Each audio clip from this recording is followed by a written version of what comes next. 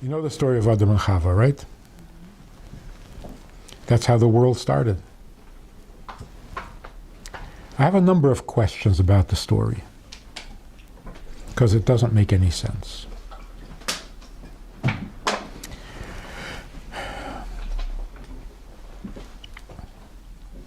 Adam and Chava were tzaddikim.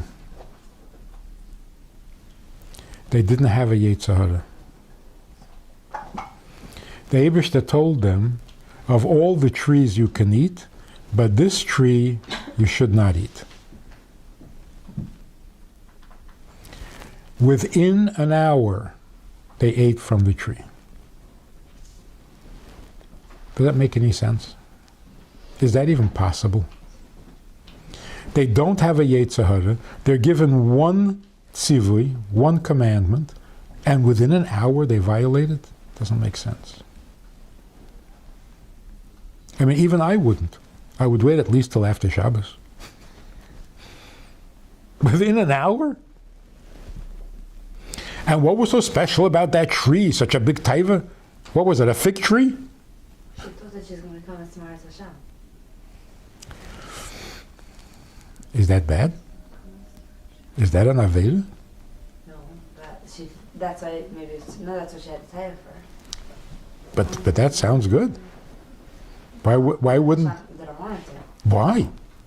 You think the Eibishter would want?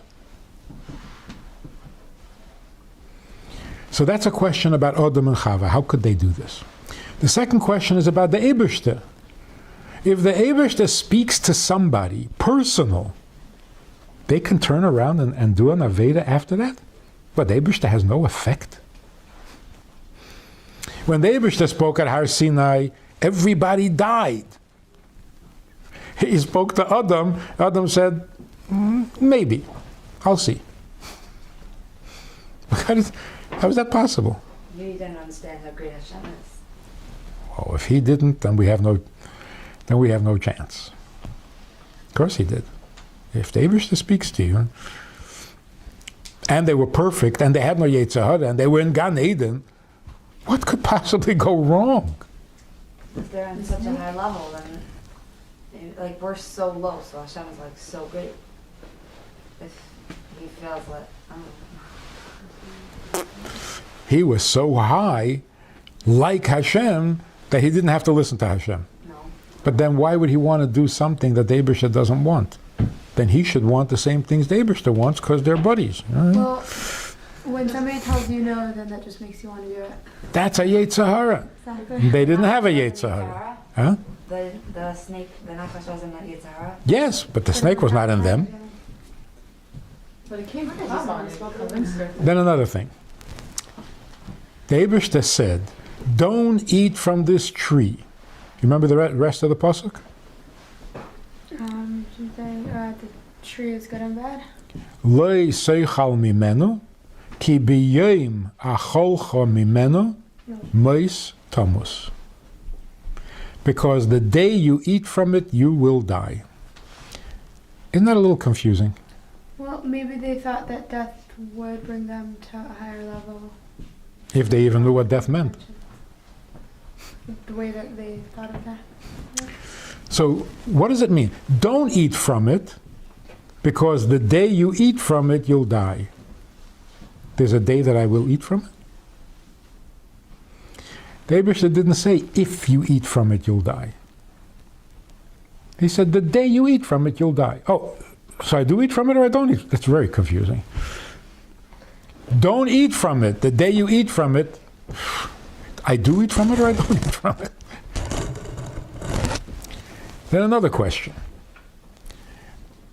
They ate from the Eitz Hadas, and the Eibishter comes to Adam and says, you ate from the tree I told you not to eat from? What does Adam say? She made me do it. Oh, come on. It's got to take more than an hour to become so corrupt to blame somebody else? That is so embarrassing. Next question. The Eibishter says, because you ate from this tree, you will have to work hard to make a living. The woman will give birth in pain. There'll be Whoa, whoa. That was not the deal. The deal was the day you eat from it, you'll die. Now the Abishah says, oh, not only are you going to die, but until you die, you're going to have pain and suffering. God, you can't do that. It's not right. There was no hasra.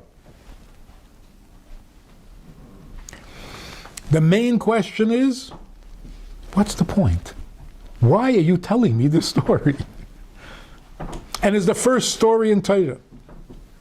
So before you sit down to learn of the 613 mitzvahs that you have, even though you have a Yetzer Hara, so before you try to be good and do 613 mitzvahs, I just want to tell you, there was Adam and Chava, they didn't have a Yetzer Hara, they were given one mitzvah and they didn't last an hour, so good luck to you. What kind of story is this? It's the most depressing story in the world.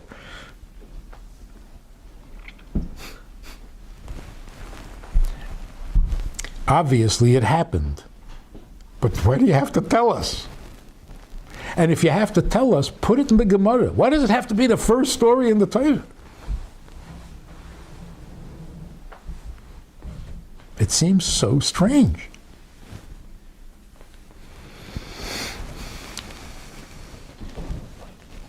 So let's understand this a little bit more maturely.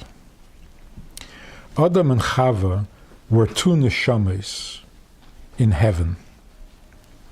And the Eibishter came to them and said, I want to send you down into the lowest of all worlds, and through mitzvahs, you'll be able to make that lowest world the holiest world. That'll be your job. They said, fine. They opened their eyes. They're in Gan Eden. And the Eibishter says, of all the trees you can eat, but this tree, don't eat from it. And the day you do eat from it, anyway, they were sitting there totally confused. They didn't understand, what's our job here? The Eibishter said we should fix it. But all the trees are kosher. They don't need to be fixed. There's one tree that's not kosher that needs to be fixed, but we're not allowed to eat from it. So what are we doing here? What happened to our job? And also, Adam said, what is this mixed message? Don't eat from it, do eat from it.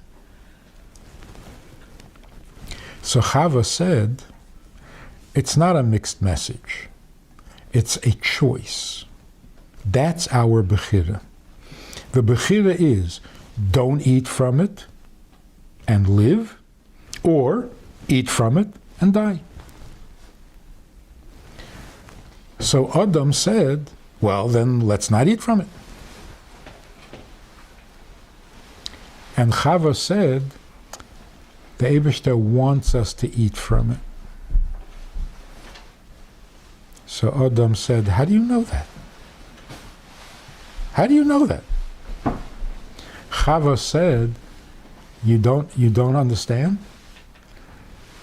We were told in Shamayim that we're coming down to the lowest world to make it holy. We're not in the lowest world. We're in a world where nobody dies. We're supposed to be in the lowest world. That's a world in where people die. So the Eibishter wants us to eat from the tree and go down into that lower world where people die. Adam said, if the Eibishter wanted us there, he would have put us there. If he puts us here, then obviously here is where we should be. So Chava said, that's not how the Eibishter works. He takes you until the last step. But the last step, he wants you to choose. He's not going to force you. You have to volunteer. So he took us till the last step, but now he wants us to volunteer to go down to that lowest world. And there we'll have a lot of work to do. There we'll have a job. There'll be things to fix. And Adam was convinced that she was right. So he ate from the tree. Now the Eibishter comes and says, you ate from the tree that I told you not to eat from? How did you know? Which, by the way, not every time the Eibishter speaks is he angry and about to punish somebody. I don't know why we get that impression. Every time the Eibishter opens his mouth, that's it, we're in trouble. You ate from the tree I told you not to eat. Who says he said it like that? Why are you making it an angry statement? The Eibishter came and said, you ate from the tree that I told you not to eat from. How did you know? So being an innocent tzaddik, he said the truth. He said, I didn't know. She knew.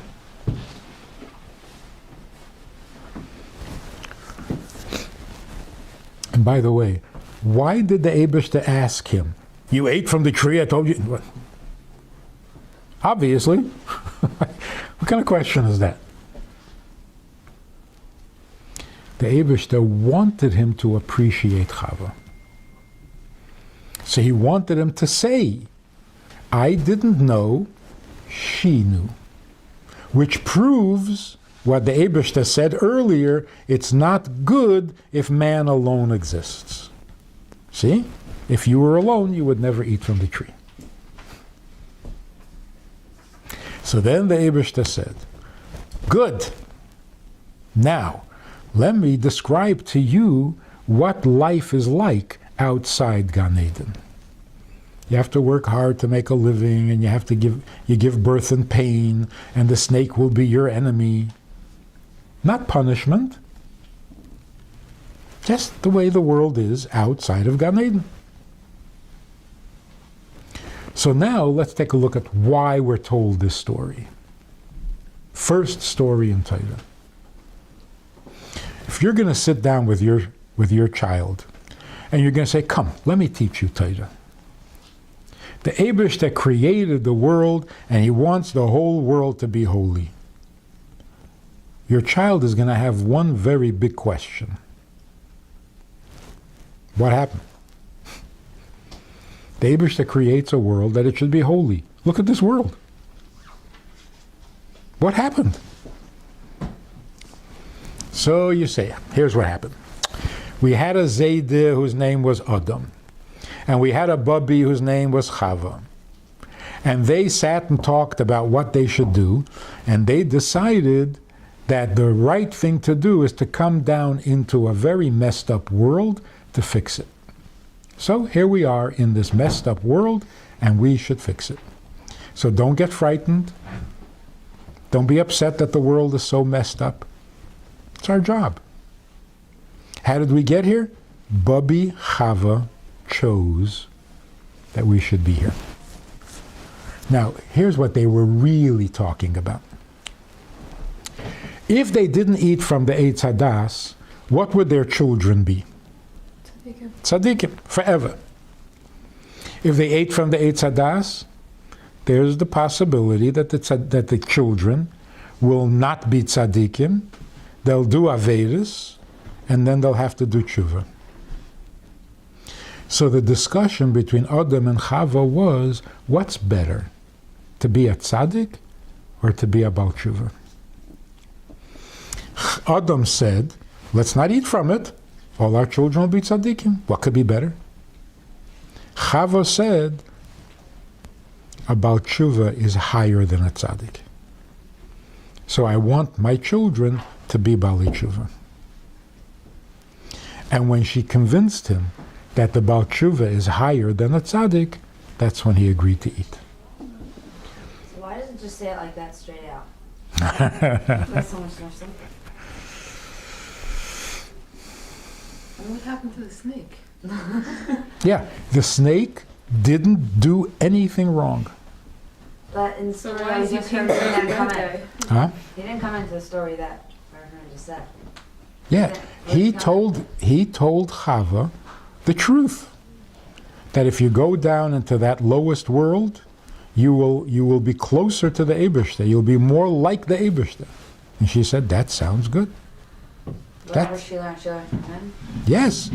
And he didn't say anything wrong. Why is it considered a Sahara? Yeah, why is he painted as the bad guy if he's not? Why is it called Chet Eitz Hadas? Why is it a Chet? Because they did what Hashem didn't want them to do. Hashem said don't, and they did. Right. There was some stuff. But a Chet means a lower madrege. When you sin, you go down. They definitely went down, but not through a sin. By understanding what the Eibishter wants. So the Eibishter wants us to take on this trouble and this challenge and this ugliness because we can fix it. So it was a giant step down. The question is, did a Yetzer Hara make them do it? They didn't have a Yetzer Hara. So does that mean that today we can decide that we're going to do an Aveda, but it'll be for a good reason and it'll make the world better? No. Why? Why can't we do that? We're not as smart as the Chava. No, We do have a Yitzhar. that's right. Because we do have a Yetzer Hara. So when you say, no, I'm doing it only to make the world better. Sure. It's your Yetzer Hara talking. But they didn't have a Yetzer Hara. So they were the only ones who could do that. But the snake convinced them. No, the snake simply notified them what the ugly world is going to be like. And it was true. Everything was true. So why was the snake punished? 'Cause he Well, was the it wasn't a chef. punishment. It was wasn't a just how it punishment. was. When you leave Gan Eden, you don't have feet if you're a snake. And I don't know why, but that's the way it is. Outside of Gan Eden, snakes don't have feet. And they don't talk. So the whole story is like all fine and dandy, like Hashem's never upset with them. Hashem is actually very impressed. But if Hashem said no, then why should they think otherwise? Because he said yes also. When? The day you eat from it, you'll die. He said don't.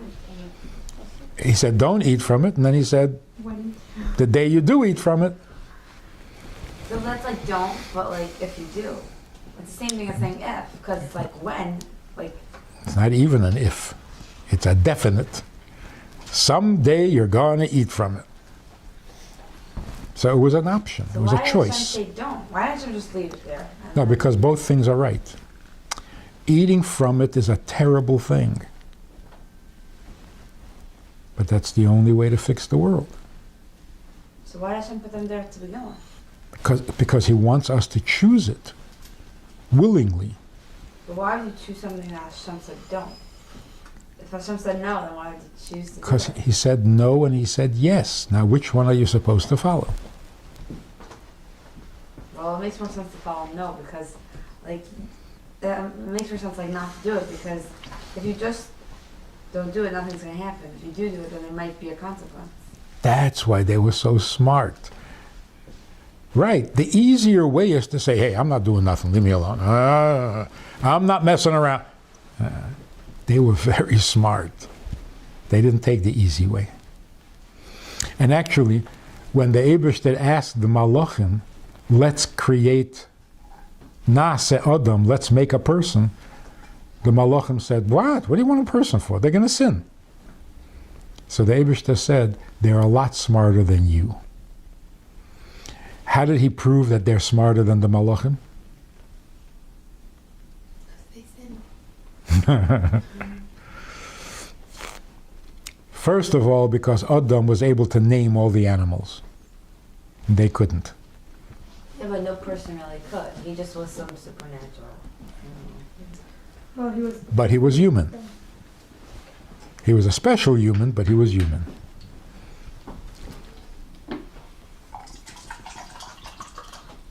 But had Adam and Chava not sinned, there would be no people in the imperfect world, and the world would not be imperfect without humans in it.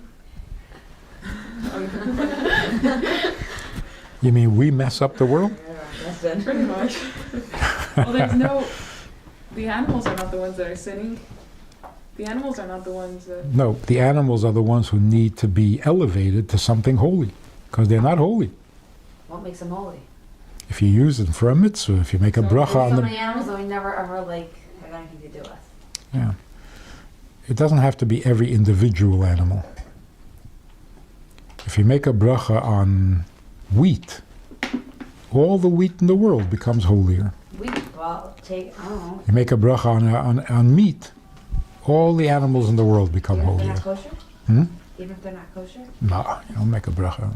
No. No, the unkosher animals. How do they No. elevate it? Oh, the non-kosher animals are elevated by not eating them, by refusing them.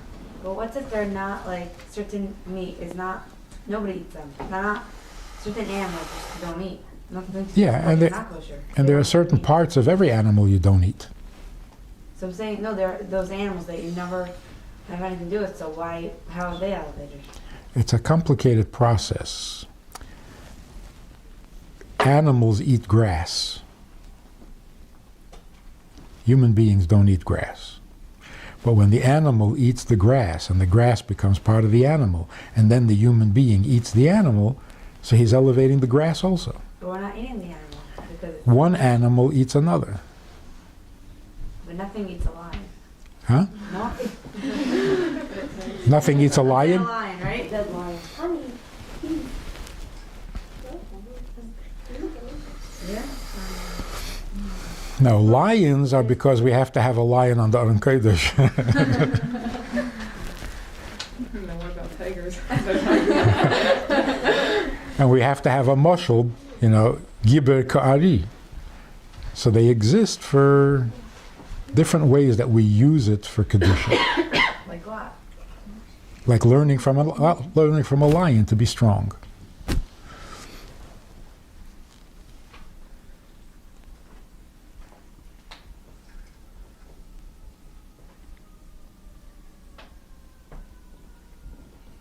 So what's the bottom line? The bottom line is the world has been a very ugly, painful place, especially for us.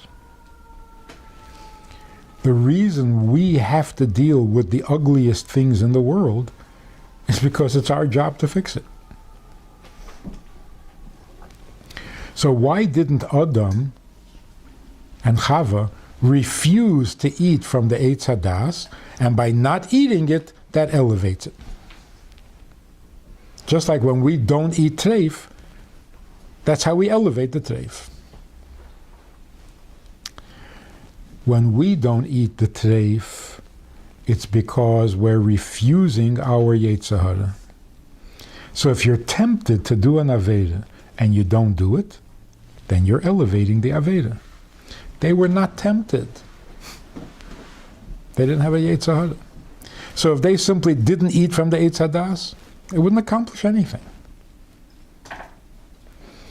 When you have a Yetzer Hara for something and you don't do it, then that thing has already served a godly purpose. It helped you get closer to the Eibishter because you said no to your Yetzer Hara because that's what the Eibishter wants. So the Aveda has now made you closer to the Eibishter. That's why it exists. So somebody asked, let's get to the questions. Somebody asked, I'm frum and everything is good, but sometimes I think, it'd be nice to check out what's going on over there in the outside world. And is there anything wrong with that? And the answer is, that's a Yetzer Hara. And if you say no to it, then not only are you fixing the Aveda that you're not doing, you're fixing the Yetzer Hara. Because now the Yetzer Hara has a purpose, and you're fulfilling the purpose of the Yetzer Hara. The Yetzer Hara's job is to tempt you, and you say no. So when you say no, that's it. You've accomplished. If you don't have any Yetzer Hara, then you're not accomplishing. Let's go one at a time here. And we'll do this quickly. I know all about the beauty of Jewish frum Chassidish life. I understand it too and I believe in it. But sometimes I just wish that I could have a day to just try out the secular world and to do all the things that I know are wrong.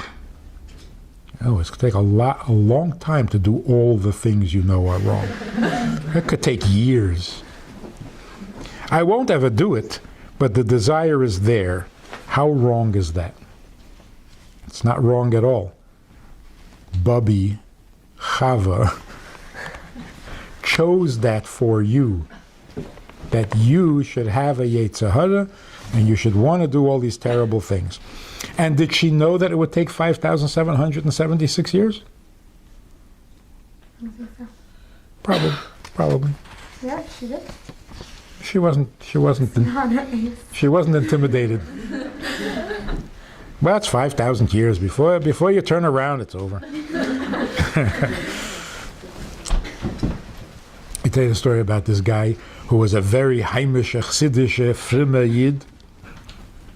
And just one night he decided, I wonder what it's like in the freie world.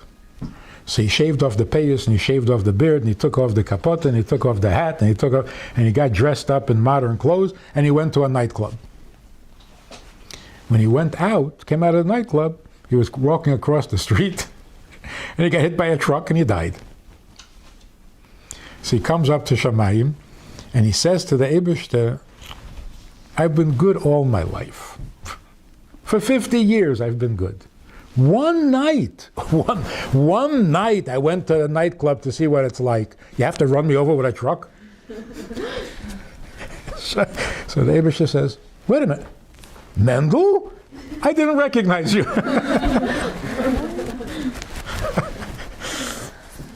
One night, I just want to check it out. The fact that you want to is perfect. And when you don't do it, that's a mitzvah.